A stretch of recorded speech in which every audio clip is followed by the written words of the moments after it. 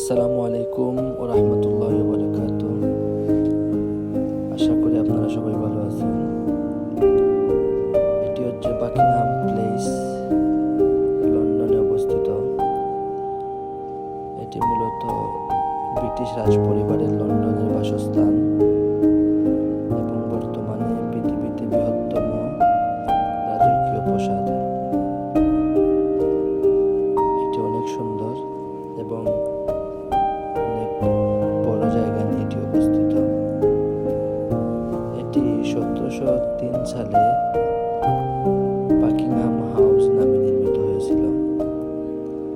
তারপর রাজা তৃতীয় জর্জ 1762 সালে তার ব্যক্তিগত বাসভবন হিসাবে এটি অধিকৃত করেন।